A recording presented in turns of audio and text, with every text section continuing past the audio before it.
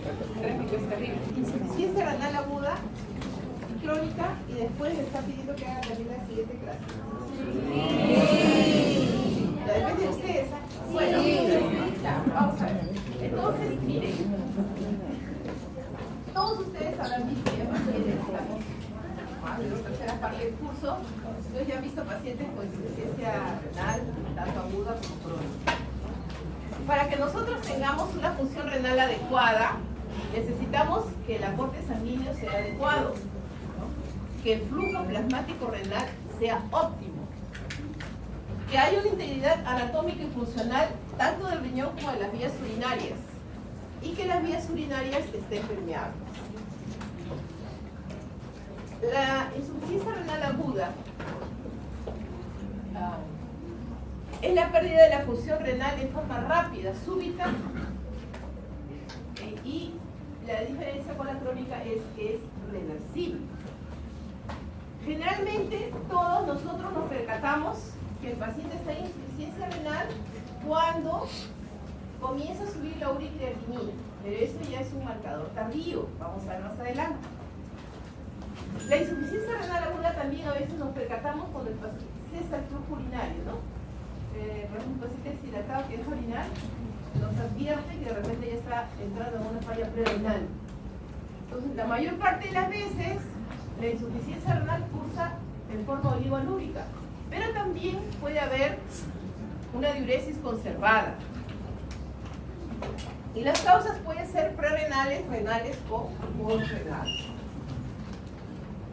De esta manera, los riñones ya son incapaces de mantener todo lo que, de lo que se encargan, ¿no es cierto? De todo lo que es el balance hidroelectrolítico, el balance metabólico. ¿Ya? Normalmente, como les digo, nosotros hacemos un diagnóstico relativamente tardío, pero ya hay biomarcadores que nos pueden estar anunciando que el paciente está ya entrando en un compromiso renal con la clasificación Rifle, que lo vamos a ver más adelante, ¿no? Ahora, por ejemplo, si el paciente llega a la insuficiencia renal aguda después de una deshidratación severa y ya se ha hecho el daño estructural, el daño funcional, perdón, entonces nosotros podemos recuperar el paciente de su estado de deshidratación y a lo mejor ya la falla renal sigue su curso, ¿no? Más o menos todos los pacientes que acuden a emergencia, hospitalizados, más o menos un 2 o 3% corresponden a insuficiencia renal. Y en las UCI pediátricas, ahí la incidencia se eleva hasta un 8%. La etiología varía con la edad, ¿no? Y aproximadamente el 50% son secundarios a glomerulopatías. Y también, cuanto más pequeño es el niño, en la edad preescolar, a síndrome urémico hemolítico. Nosotros tenemos que conocer que la oligoanuria, en términos generales, hablamos cuando el flujo urinario está menos de 0.5 mililitros por kilo por hora. Y las iras no oligúricas pueden cursar con una diuresis normal o por lo menos con más de 2 centímetros por kilo por hora. Entonces, esta clasificación no es muy antigua, ¿no? Es una clasificación que se llama Rifle del daño renal, ¿no? Entonces, estamos hablando que ustedes ya han realizado en las prácticas que la creatinina y la Claudia son diferentes en la edad pediátrica que en la edad adulta. Por ejemplo, en el adulto 0.8, 1, 1.2 puede ser normal, pero en el niño, como la creatinina depende de la masa muscular, cuanto más pequeño es el niño, ¿no? Las cifras de creatinina pueden bajar valor 0.2, 0.3. ¿Ya? Entonces, nosotros por eso tenemos que ver las tablas y guiarnos más o menos de los valores séricos para establecer en esa edad si está ya incrementando su urea y creatinina. Entonces, hablamos de riesgo renal cuando la creatinina está elevada 1.5 veces su valor normal o la filtración glomerular está a menos de 25% de lo que le corresponde para la edad. Y la oliguria, cuando se ha presentado menos de 0.5 centímetros por kilo por hora, en un plazo de 6 horas, ¿no? Nosotros estamos viendo, estamos con 5 y ese niño ya está en riesgo, ¿no? En riesgo de daño renal. La injuria o lesión renal es cuando encontramos la creatinina aumentada 2 veces, la filtración glomerular ha caído menos, o sea, es menor del 50% de lo que le corresponde, y ya esta oliguria se ha mantenido más o menos 12 horas. La falla o fracaso renal, encontramos la creatinina aumentada 3 veces su valor normal o creatinina mayor de 4. La filtración glomerular está menos de los 75% y ya se establece la anuria, porque hablamos de anuria cuando ya el flujo renal está menos de 0,3 mililitros por kilo por hora, o se sostiene durante 12 horas. Y la pérdida de la función renal, ¿no? Nosotros podemos esperarla en la etapa aguda hasta 4 semanas. ¿Ya? Por eso hasta... y hablamos de fracaso renal o enfermedad renal crónica terminal cuando el riñón persiste en falla renal más de 3 meses. Entonces, más o menos, se restablece la función renal entre 4 y 12 semanas. Si pasa de 12 semanas y no se restableció la función renal, entonces probablemente el paciente esté yendo hacia la enfermedad renal crónica terminal. Existen factores intrínsecos de la nefrona que pueden contribuir a estas lesiones renales, ¿no? Tenemos las angiotensinas, las endotelinas, el óxido nítrico, las prostaglandinas, el péptido natural, los promotores de la apoptosis, los factores de crecimiento y varios mediadores de la inflamación como las neuroquinas, ¿no? Entonces, en cuanto a la fisiopatología, pues puede ser prerrenal, renal o prerrenal o funcional, renal o parenquimatosa y posrenal u obstructiva. En la prerrenal, la disminución del flujo plasmático, ¿no? Se va a deber a una hipoperfusión y al inicio se generan mecanismos compensatorios de autorregulación renal y no hay daño estructural.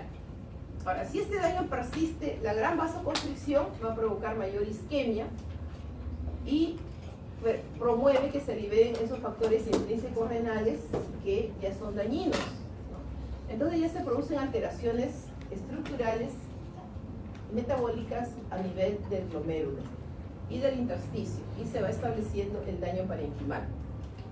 ¿Y qué pasa en la obstrucción de las vías urinarias?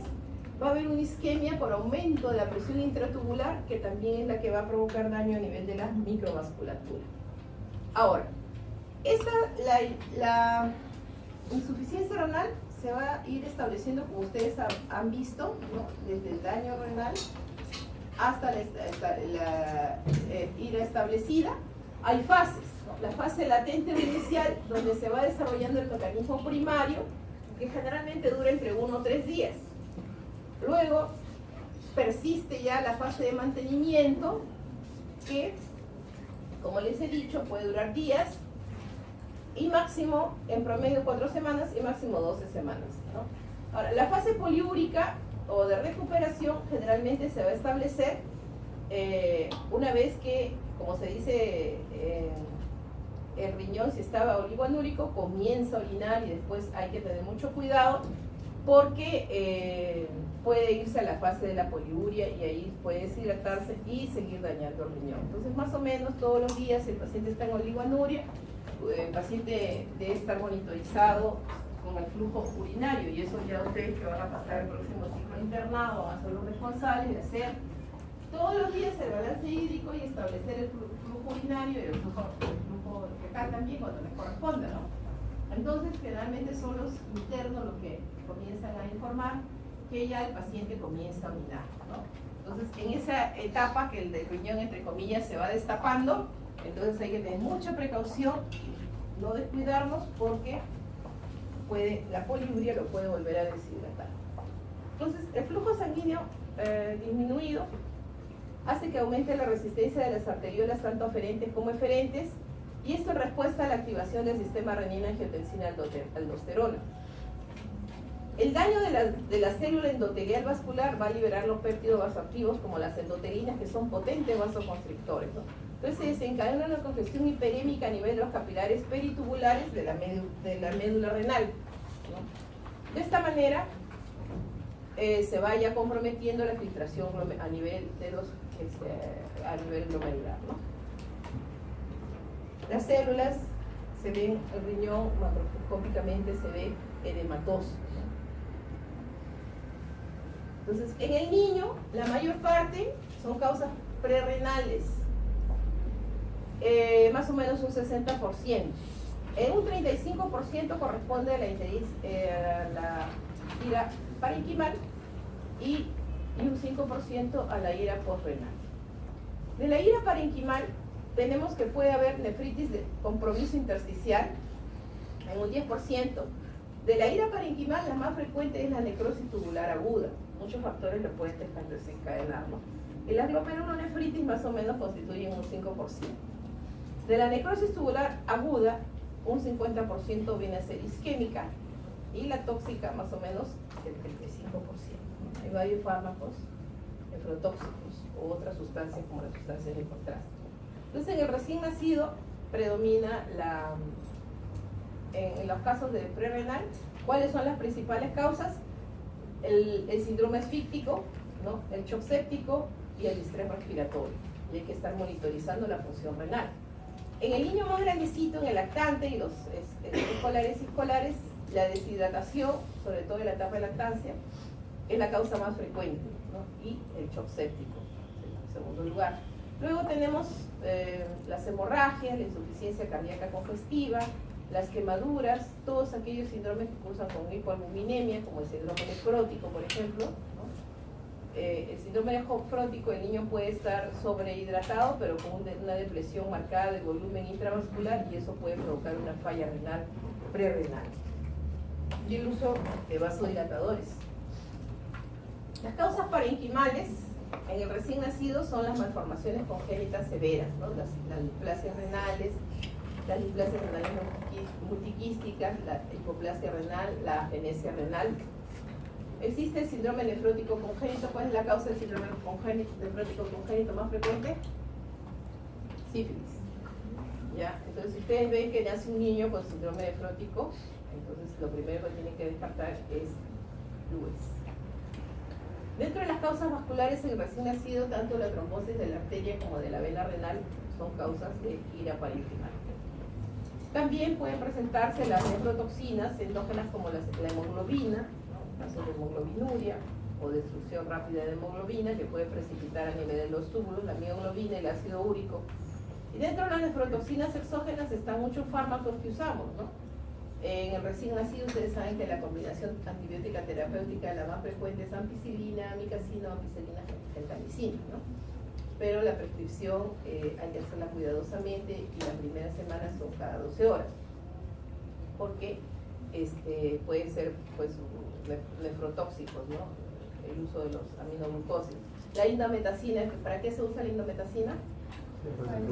Para el cierre del útero, ¿no es cierto? También que se usa recién nacidos. Los inhibidores de la enzima convertidora de angiotensina y la sustancia de contraste radiológico. En los lactantes y la edad preescolar predomina como causa de ira parenquimal el síndrome urémico hemolítico. ¿Cuál es la triada clásica? No. Es insuficiente. Aumento de uricreatinina, anemia con evidencia de hemólisis y plaquetopenia. Esa es la clásica triada del síndrome urémico hemolítico, pero puede haber síndromes urémicos hemolíticos atípicos también, ¿no? Después, dentro de la glomerulonefritis aguda, generalmente en esta edad son las causas, ¿cuál es la primera causa de glomerulonefritis aguda en la edad preescolar? La glomerulonefritis post-infecciosa a la cabeza, la post-estresocócica, ¿no? ¿Qué produce una glomerulonefritis difusa aguda? Después tenemos las glomerulonefritis secundarias, son frecuentes ya en la edad preescolar, secundarias a la púrpura de Henoch-Schönlein. Y un poquito más avanzada edad, en la etapa escolar, las vasculitis como el lupus eritematoso.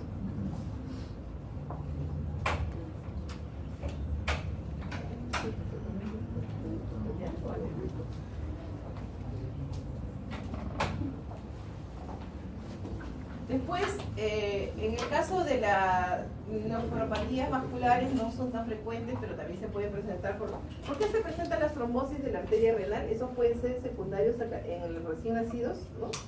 Secundarios a cateterismo, sobre todo el cateterismo umbilical. Las nefrotoxinas endógenas tendremos el síndrome de lisis tumoral. Ya en la etapa en la edad de la lactancia no es muy frecuente las leucemias, los linfomas, pero sí se van presentando en la edad preescolar y la edad escolar. Entonces,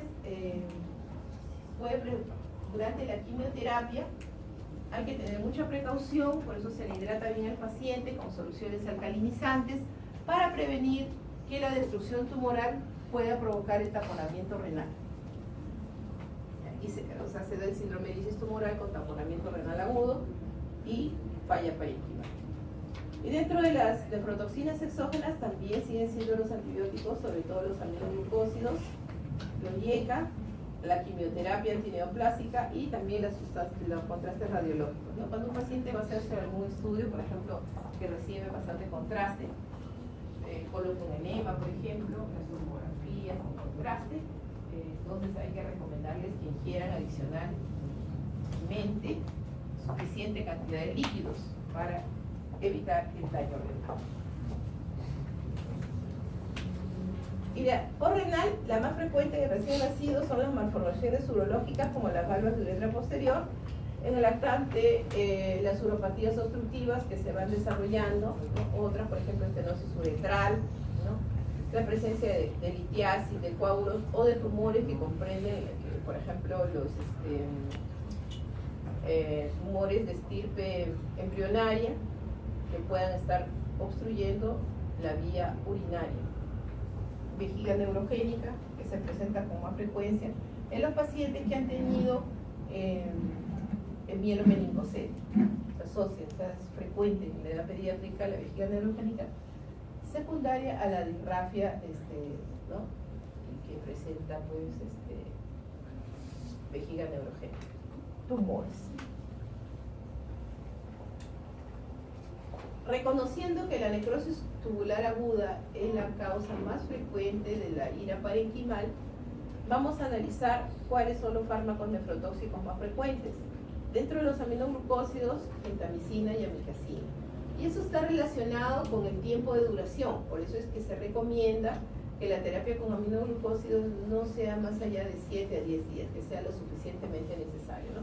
Los medios de contraste radiológico, sobre todo las sustancias yodadas, y la quimioterapia antineoplásica. Dentro de las toxinas endógenas tenemos la mioglobina, ¿no? En casos de una rhabdomiolisis, por ejemplo, en casos de miositis aguda, ya se libera bastante mioglobina y eso puede provocar obstrucción a nivel tubular.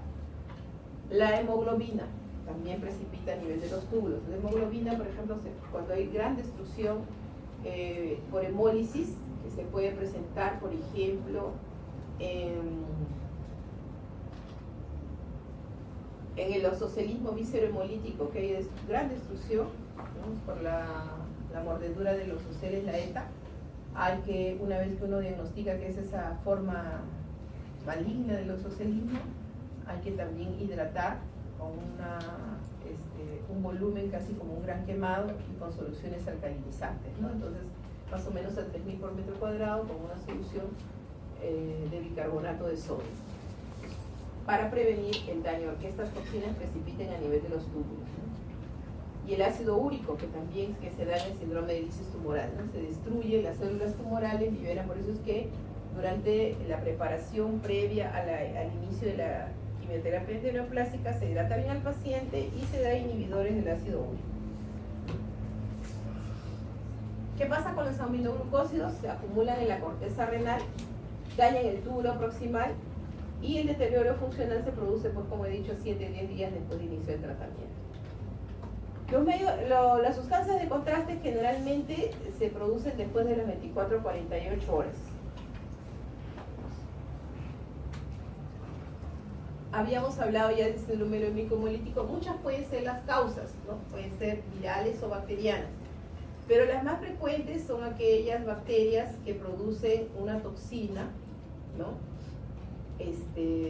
Muy similar a la toxina Shiga-like, ¿no? Entonces, esta endotoxina que la produce la Escherichia coli enterohemorrágica, la O157H7, entonces es la que va a producir las diarreas disentéricas, ¿no? Con moco, con sangre, y más o menos a las 4 o 5 días de haber iniciado el cuadro diarreico, típicamente comienza el niño a dejar de orinar, se produce trombocitopenia y anemia hemolítica.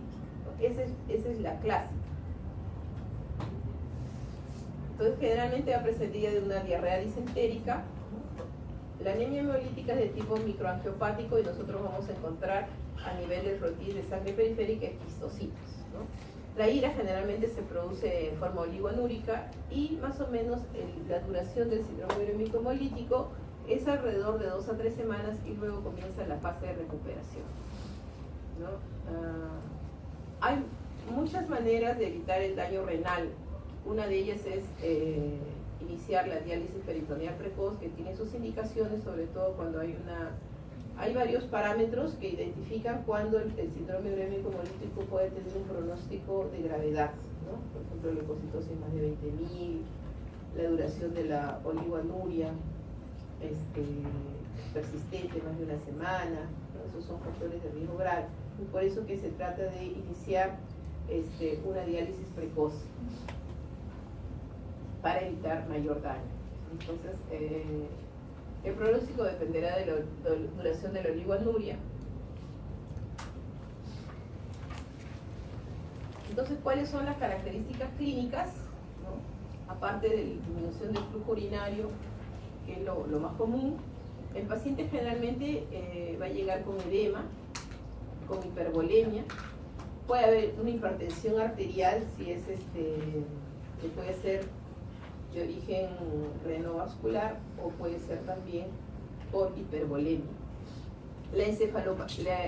Puede haber intoxicación hídrica que puede cursar con encefalopatía, pero el paciente a veces puede llegar deshidratado con hipovolemia. Dentro de los trastornos se presentan trastornos del sodio, generalmente hay una hiponatremia dilucional. El trastorno del potasio es tendencia a la hipercalemia. El trastorno del calcio es con hipocalcemia y los trastornos de los iones hidrogeniados son con acidosis metabólica. Todo esto va a condicionar que clínicamente nosotros podamos encontrar al paciente con compromiso del estado de conciencia, polipneico cuando hay acidosis, ¿no? Puede desencadenar arritmias, ¿no? Y trastornos musculoesqueléticos relacionados a todos los trastornos hidroelectrolíticos. La anemia, que dependiendo de la causa de fondo, puede ser anemia hemolítica, anemia microangiopática. Dentro de las alteraciones urinarias vamos a encontrar en el sedimento generalmente hematuria, proteinuria y silvinuria.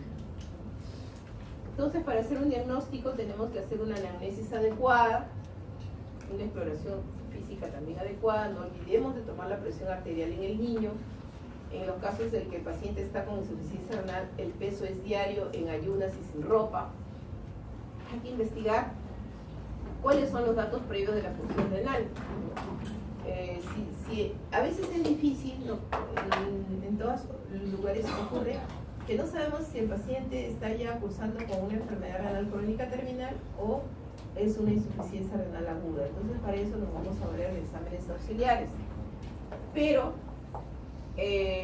cuando los padres son los que informan la disminución del volumen urinario, hay que tomar en cuenta, a veces no se percatan, sobre todo cuando el niño es lactante. Algunas madres sí son acuciosas y con el cambio de pañal o con el número de pañales que usa el niño, ahí se van percatando. Hay que preguntar si el paciente ha recibido una cirugía previa, si ha recibido estudios radiológicos previos, cuáles son las cirugías de riesgo, las cirugías cardíacas sobre todo, ¿no? O las cirugías de larga duración,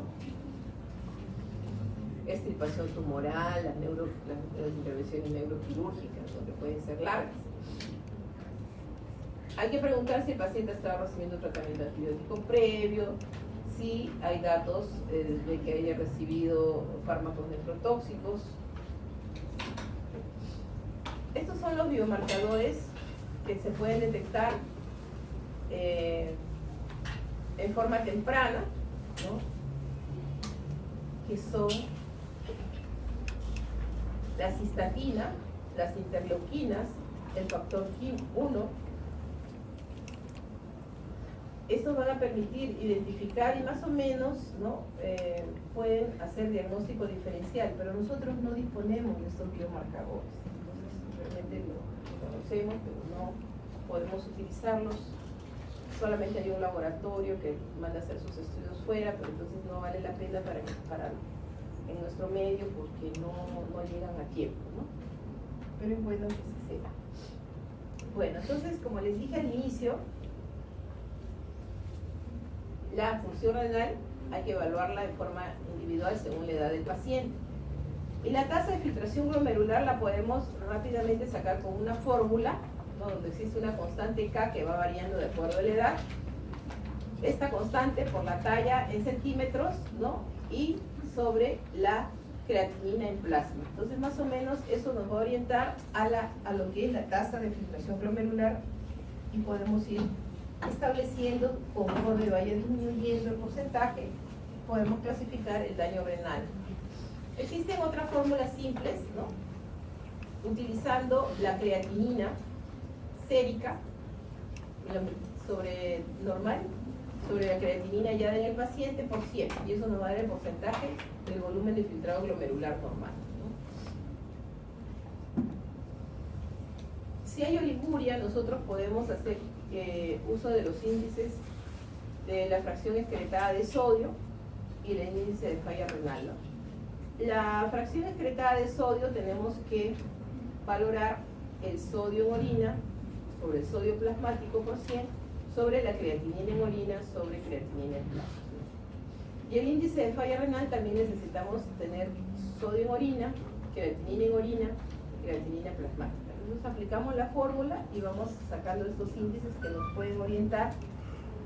Así es una ira prerrenal, una ira posrenal o una ira parenquimal. Entonces el sodio urinario, en la ira prerrenal está menos de 20, en la renal es más de 40, al igual que en la ira obstructiva.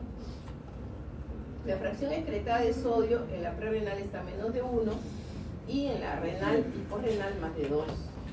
El índice de falla renal es menor de 1 en la ira prerrenal y mayor de 2 en la renal y posrenal. La osmolaridad urinaria, que pocos laboratorios pediátricos lo hacen, más de 500, ¿no? Es en la ira prerrenal y menos de 300 en la renal. El índice creatinina en orina, creatinina en plasma, más de 40 en la prerrenal y menos de 20 en la renal y obstructiva. El índice urea-creatinina en plasma es más de 20 en la prerrenal y menos de 10 a 20 en la parenquimal y obstructiva. Y la densidad urinaria, ¿no? Es más de 1015 en la ira prerrenal, menos de 1015 en la ira renal y posrenal. Entonces, ¿cuál es el algoritmo? Tenemos que hacer un análisis y examen físico exhaustivos. Los exámenes bioquímicos que tenemos que pedir son urea, creatinina, proteínas plasmáticas y los electrolitos, ¿no? Sodio, potasio, calcio, magnesio, fósforo. Si amerita el cuadro clínico, hacemos un estudio de AGA, ¿ya? Y tenemos que pedir la creatinina en orina, creatinina plasmática, la densidad, la osmolaridad y para poder establecer los índices urinarios. Luego podemos hacer una ecografía, ¿no? Los estudios contrastados están no permitidos cuando el paciente está en una enfermedad renal aguda. Entonces, en la prerrenal, ¿qué es lo que tenemos que hacer? Es prevenir la progresión del daño que esté causando la ira prerrenal. O sea, si el paciente está con una hipovolemia marcada, corregir el estado de hipovolemia, ¿no? Si ha tenido una hemorragia, una deshidratación por diarrea, por poliuria, entonces hay que corregir esta situación. Si el paciente ha sido sometido a una cirugía cardíaca, mantener durante la intervención con el postoperatorio inmediato un adecuado aporte hidroelectrolítico para que se evite la disminución del flujo plasmático renal. Porque, por ejemplo, en las cirugías cardíacas duraderas, con circulación extracorpórea, se depleta el volumen y eso puede provocar la lesión estructural. ¿Ya? Entonces nosotros tratamos en la ira prerrenal de restablecer la normovolemia. Por lo general vamos a recuperar al paciente si hemos actuado de forma precoz, pero si el daño está establecido, ¿no? Se va a la ira renal. Ahora, dependiendo de las otras causas, ¿qué tenemos que hacer durante la ira renal? Un balance hidroelectrolítico exhaustivo, ¿no? Al paciente que está en oligoanuria, ¿qué es lo que hay que reponer? Solamente las pérdidas insensibles más las pérdidas medibles, que generalmente son por fecales, ¿no? O por vómitos. Pero si está en anuria, entonces más o menos se le calcula las pérdidas a 300, normalmente 400 centímetros por metro cuadrado por día, pero en la ira se le calcula 300 centímetros por metro cuadrado por día, ¿no? El soporte nutricional, una cosa es que mientras el paciente está en diálisis, nosotros le podemos dar un aporte proteico adecuado, pero si el paciente está con tratamiento conservador y no se ha considerado la posibilidad de diálisis, entonces hay que hacer una restricción de proteínas en promedio a 0.8 gramos por kilo por día. La dosis de fármacos, eso se ajusta, ¿no? Puede ser por incremento del tiempo entre las dosis o disminución de la dosis. Pero la cosa es que los fármacos nefrotóxicos preferible no utilizarlos. Pero si hay necesidad de utilizarlos, entonces se hace la corrección. Y obviamente se hace el tratamiento de las complicaciones para evitar mayor deterioro. Y el paciente puede recuperarse o tener soporte dialítico. En la ira porrenal hay que hacer la liberación de la vía urinaria, ¿no? Que puede ser por sondaje vesical, o hay que hacerle una nefrostomía a nivel ureteral para liberar a nivel de uretra.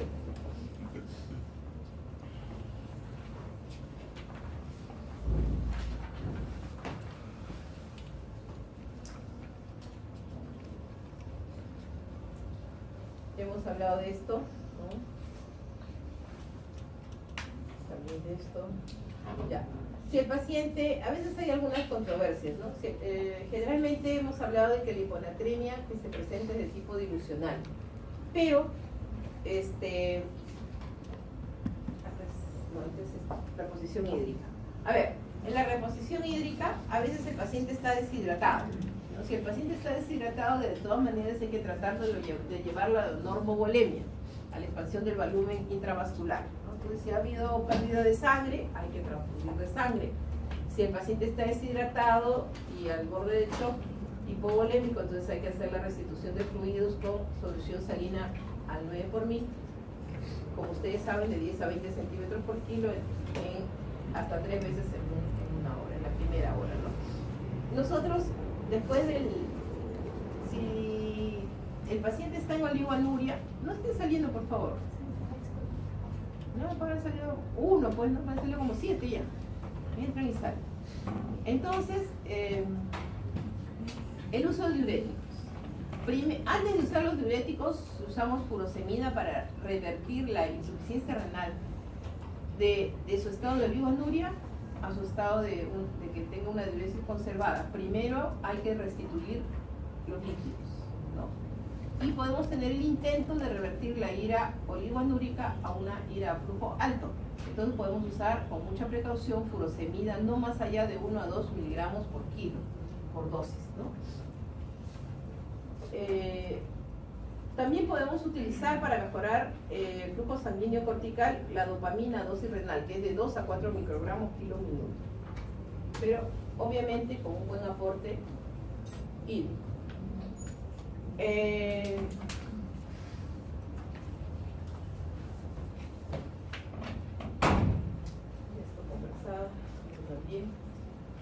Entonces, como hablábamos ahora sí del aporte de sodio, ¿no?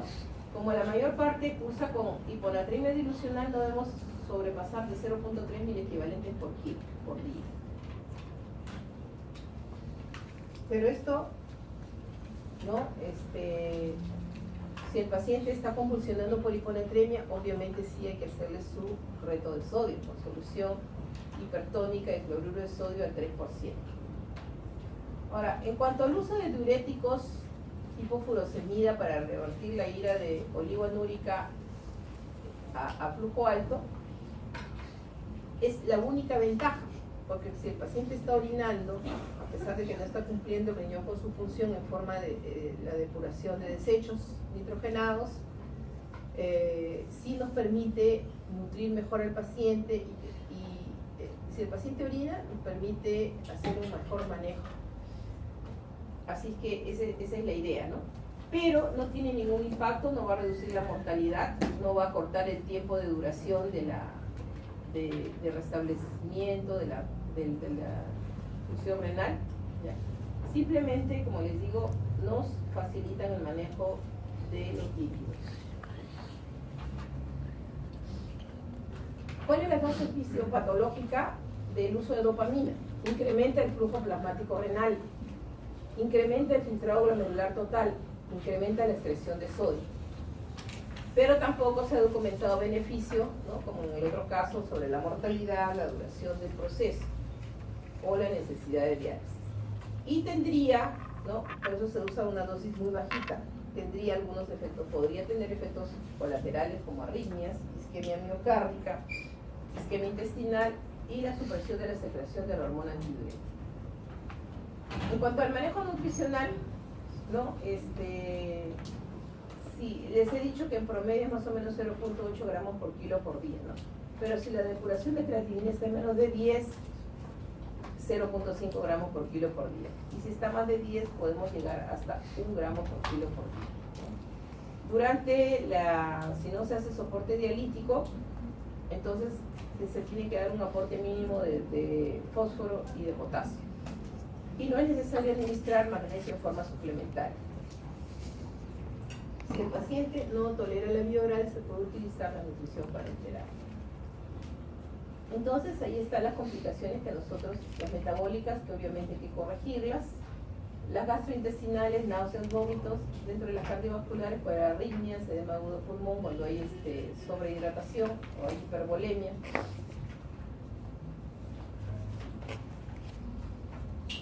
¿Cuándo corregimos la acidosis metabólica? Cuando con bicarbonato, cuando el pH es menos de 7.2, ¿no? O el bicarbonato en forma sostenida está en menos de 12. Para corregir la hipercalemia, ¿qué tenemos que hacer? Es suspender el aporte intravenoso de potasio, disminuir en la dieta que se le pueda dar con volumen restringido, también disminuir la ingesta de potasio. Y de acuerdo a los valores, nosotros podemos ir utilizando gluconato de calcio, salbutamol, las soluciones polarizantes con glucosa y perfusión de insulina o las resinas de intercambio iónico, ¿no? La hiponatremia, ya hemos visto, igual que el calcio y el fósforo. Ya está conversado sobre el sodio, el potasio.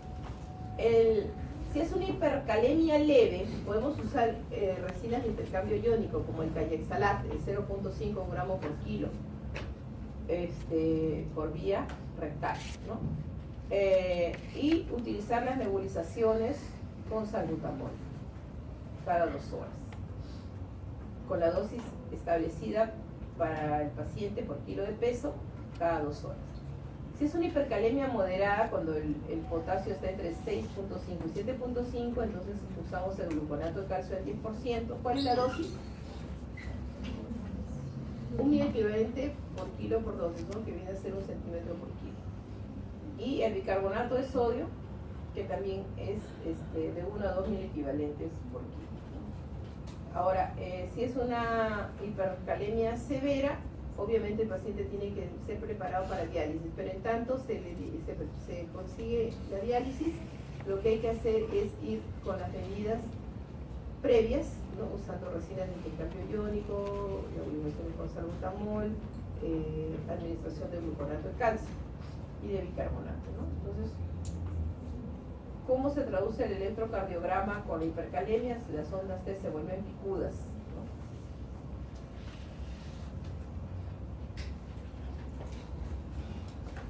¿Cuáles son los fármacos que redistribuyen el potasio? El potasio es el ion intracelular más importante, ¿no es cierto?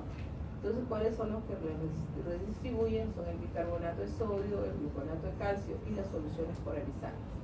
Las únicas que disminuyen el potasio total es las resinas de intercambio iónico, o sea, el calixalato.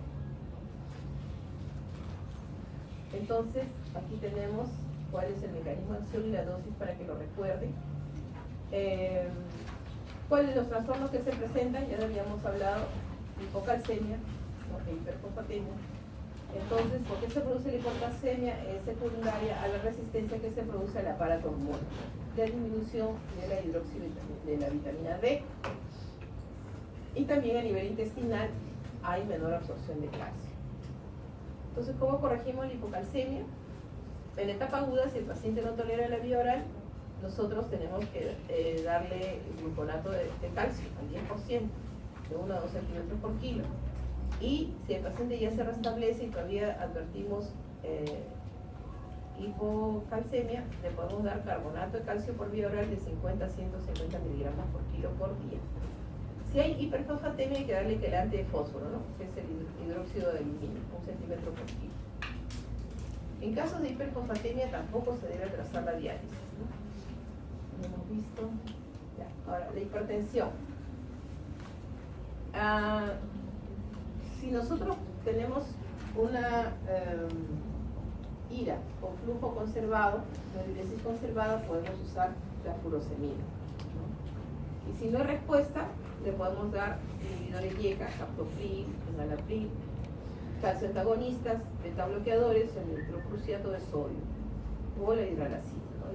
Dependiendo. Como generalmente manejamos con nifedipino o captopril y enalapril, cualquiera de ellos es más usado.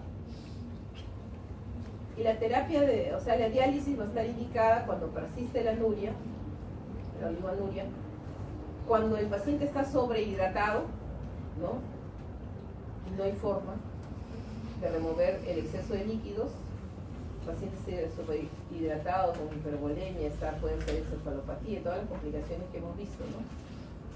Puede tener una falla, insuficiencia cardíaca, etcétera. Ahí hay necesidad de hacer diálisis.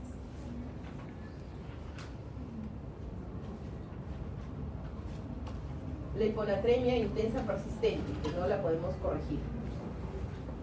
La hipercalemia sin respuesta al tratamiento médico, cuando la acidosis es grave con el pH menos de 7.1, sin respuesta al tratamiento médico.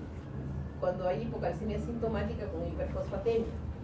Cuando a pesar sigue el aumento rápido de urea y creatinina. Cuando vemos que hay manifestaciones de intoxicación urémica, ¿no? Se puede traducir por encefalopatía, por pericarditis, por miopatía también.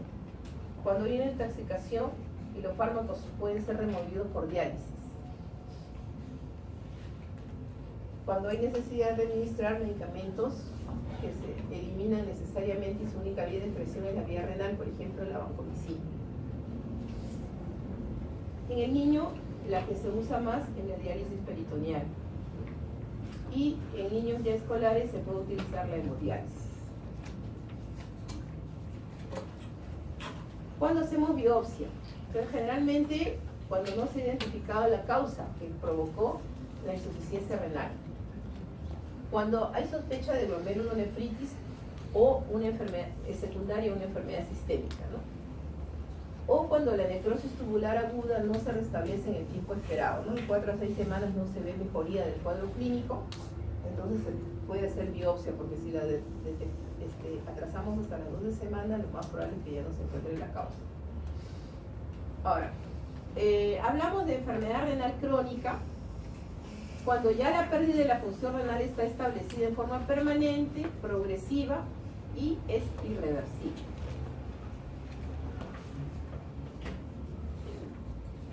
A veces es difícil, como les repito, diferenciar si estamos hablando de una enfermedad renal crónica en fase terminal, oligoanúrica, o estamos en un cuadro de insuficiencia renal aguda.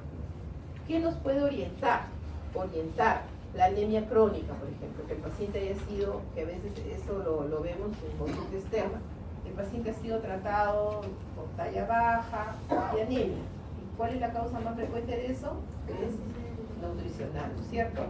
Entonces al paciente le comienzan a dar su terapia de suplementos de hierro, o le mejoran su estado, tratan de mejorar su estado nutricional y no se recupera. Y mire 2 o 3 meses después de la consulta en los policlínicos de que no mejora la anemia, o se va a ir una detención pondoestatural, o cuando se encuentra hipocalcemia sin ninguna causa, a pesar de que tiene un buen aporte, el paciente está anémico, está con hipocalcemia, ¿no? O comienza a presentar neuropatías. Entonces, en una ecografía que le hacen se encuentran riñones pequeños, o a veces no se percatan, no se altera el volumen urinario, la anemia no es muy marcada, ¿no? Nadie le hizo un examen de bioquímica, no encuentran la retención hidrogenada, pero el paciente comienza a presentar manifestaciones de osteodistrofia renal. Entonces, el tamaño renal hay que, en una ecografía, ¿no? Para detectar cuando el paciente está con oligoanuria, generalmente en la insuficiencia renal aguda el riñón está edematoso, como hemos visto, ¿no? Por la gran congestión que hay. En cambio, en la falla renal puede haber megariñones en las etapas iniciales por hiperfuncionamiento para tratar de revertir, ¿no? El otro riñón puede estar crece, hay hipertrofia renal de un lado y el riñón más afectado al inicio está pequeñito, ¿no? Con pielonefritis crónica. A las finales terminan los 2 riñones pequeños. En la enfermedad renal crónica el filtrado glomerular ha caído menos del 20 al 25%. Generalmente la disminución es lenta y progresiva. Encontramos la creatinina sérica, por lo general, en más de 1.5 miligramos por decilitro, ¿no? O 2 veces el valor normal de lo que le corresponde para la edad. El filtrado glomerular, menos de 30 mililitros por minuto. La pérdida del parénquima renal es mayor del 50%, la depuración de creatinina es menos del 50% de lo que corresponde para la edad o sexo, ¿no? ¿Cuáles son las causas? Es variable de acuerdo a los reportes de los países, ¿no? Pero generalmente coinciden en que las glomerulopatías primarias y secundarias encabezan la lista. Luego, la nefropatía por reflujo, ¿no? Luego, las infecciones urinarias recurrentes son una causa muy importante, por eso es que la infección urinaria no es un cuadro simple que hay que dejar pasar en el niño, porque si es una pielonefritis aguda, esas nefronas que se infectaron van a producirse después un fenómeno de cicatrización y esas se vuelven nefronas hipofuncionantes, ¿no? ¿Ya? Entonces, muchas veces vemos niños que con enfermedad renal crónica en la edad preescolar y su antecedente ha sido que en la etapa de la lactancia ha tenido ito recurrente. Y a veces he visto en algunos centros médicos de primer nivel, por médicos generales, no tienen la posibilidad de pedirle un urocultivo, le dan el tratamiento, o incluso con aminoglucósidos, ¿no? Se tratan los adultos, vuelve por otro cuadro de infección urinaria, igualmente, a veces no le hacen examen de orinas, le vuelven a dar su tratamiento y no lo estudian. Recuerden que todo paciente con infección urinaria, desde el primer episodio, hay que hacerle estudio, por lo menos una ecografía. Y hay que hacer un seguimiento. Si el cuadro es una pielonefritis aguda, hay que hacerle seguimiento preventivo por 1 año, ¿no?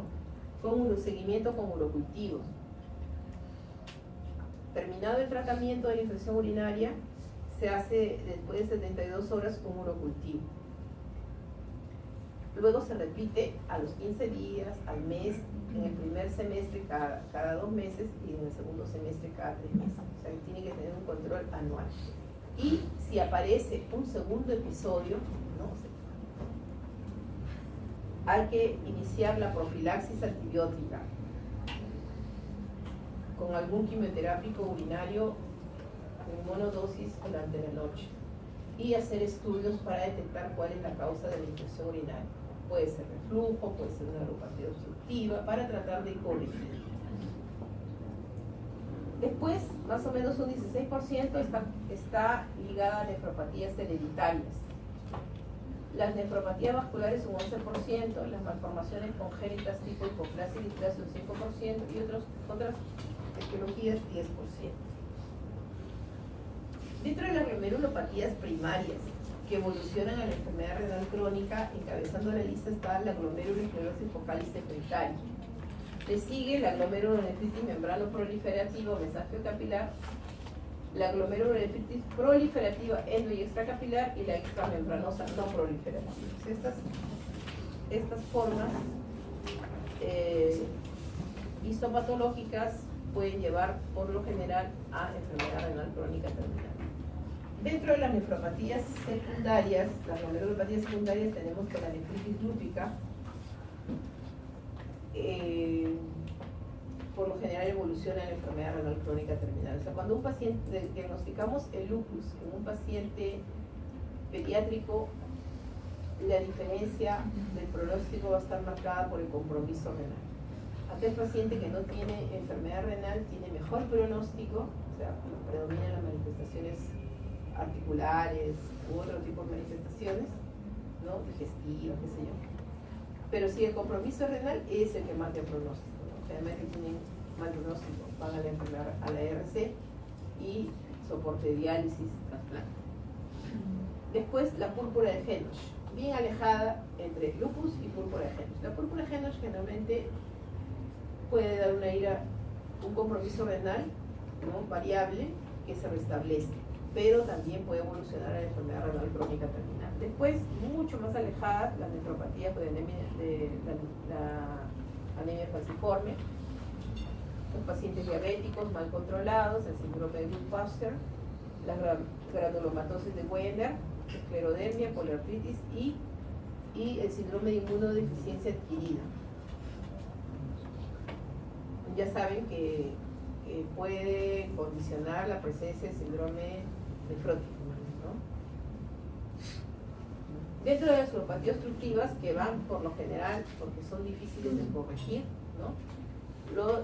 O a veces no se han detectado, las válvulas del uretra posterior, los ureteroceles, la vejiga neurogénica, a veces es muy difícil corregir la vejiga, ¿no? Y estas malformaciones que son difíciles de corregir.